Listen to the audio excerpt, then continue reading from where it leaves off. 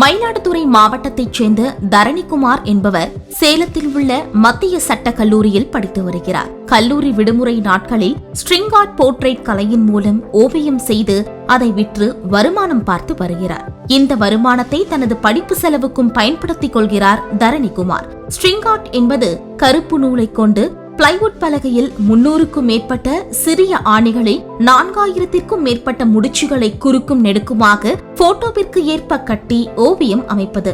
நூலிழை அருந்து விடாமல் மிகவும் சிக்கலான நுட்பமான ஆர்ட் இது. வாடிக்கையாளர் விரும்பிய போட்டோக்களை கொடுத்தவுடன் கம்ப்யூட்டர் டிசைன் செய்து அதற்கு தகுந்தாற்போல் வேலைப்பாடு செய்யப்படுகிறது.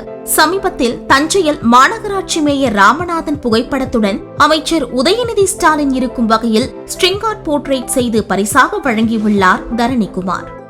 இதுபோன்ற வீடியோக்களை உடனுக்குடன் காண தொடர்ந்து இணைந்திருங்கள் வசந்த் நியூஸுடன்.